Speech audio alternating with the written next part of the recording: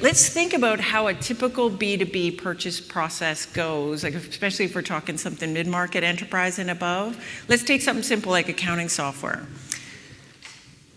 Vice President of Finance, going through an audit, wakes up in the morning and says, you know what I hate?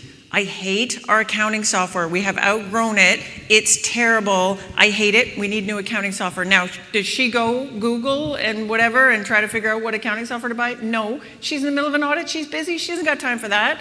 She goes into the office and she looks around. And she's like, you, Joey, you figure it out. You get out there, you look around at all this accounting software, you figure out, you come back, make a recommendation to me, and tell me what accounting software we should buy. How's Joey feeling? Oh, he's pissed, right? He's pissed. He's like, I don't know, like, I'm an accounting software user, but I don't know who the vendors are in accounting software. I don't know what the state of the art of accounting software is. I don't know what's possible and not possible in accounting software. So what does he do? He Googles it. And this is a nightmare. There's 9,000 billion accounting software packages, and I'm looking at sites like G2 Crowd, and oh boy, the top right-hand quadrant has 15 vendors in there. And I'm looking at ranking sites, I'm looking at Gartner quadrants, I'm looking at all this stuff. Oh my God, it's overwhelming. And there's all these features, I don't know anything about them. I don't even know what my purchase criteria should be. So maybe, I'm on your website, and I click that button that says, give me a demo. Then what happens? Oh, this is great. Joey, sales rep is like, Joey, fantastic. You sit over here, you sit right here. I'm gonna go over here, I'm your sales rep. Welcome to the wind tunnel of features. I'm gonna give you the product walkthrough. There's 7 drop-down menus and I'm going through every single one. Here's a feature, here's a feature, here's a feature, here's another feature. And Joey's sitting here with his wind and his hair blowing back going, I don't know what any of these mean. I don't know what this stuff is. Do all the packages have the same features or just you? I don't know what that feature is. Is it important? What is the value of that feature? Do I understand any of this? Now, here's another thing to understand. How's Joey feeling right now? He's pretty stressed out. You know why? If he makes a bad decision at this moment, very bad things could happen. Very bad things. Like, if he recommends something to his boss and his boss thinks it's stupid, then he looks stupid in front of his boss. That's not good. Maybe he recommends something the whole accounting department hates to use, and now he's the dummy that picked that stupid thing. Everyone in the accounting department hates his guts. Maybe he picks the wrong accounting software. They're in the middle of an audit. The audit goes badly or they fail. You know what happens? Joey might get fired. That's very bad. What is the easiest, lowest risk thing for Joey to do in this situation? Nothing.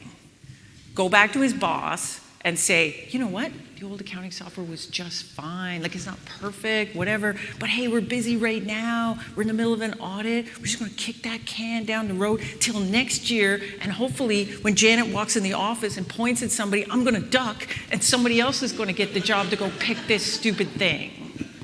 Now, you might not think that happens very often. In fact, this happens all the time.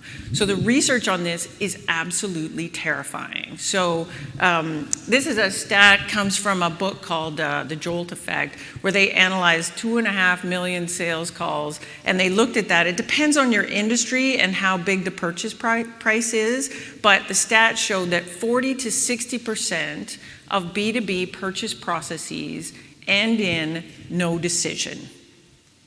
And then what's really interesting is if you scratch down on that data, it doesn't end in no decision because people have decided they love the status quo. We looked at our options and said, no, we're just going to stick with the thing because it's better. No, it ends in no decision because customers can't figure out how to confidently make a decision that isn't going to get them in trouble, and therefore they just don't do anything. So I was working with a company 2 weeks ago when the CEO saw this stat. He said, that stat's wrong. And I said, oh, really? You think it's lower than that? And he goes, way higher. We're 80%. Terrifying. So this comes from a great study of B2B software buyers. And they asked them, what do you actually want in a sales conversation? Fancy asking that, right? So what do you wish we were doing in there? Top 2 answers. The first one is, I want perspectives on the market. That's not you. That's you in the midst of everybody else. The second thing is customers want help navigating alternatives. Like, that's what Joey's doing in there. He's talking to you, but he's talking to everybody else on his short list too. So what he really wants is the answer to the question, Why pick me over the other guys?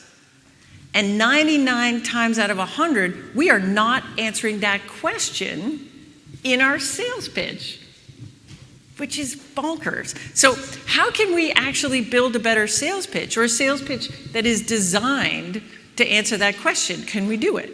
Well, if we're trying to build a sales pitch where the goal of the sales pitch is to answer this question, why pick us over the alternatives? The answer to that question is in our positioning.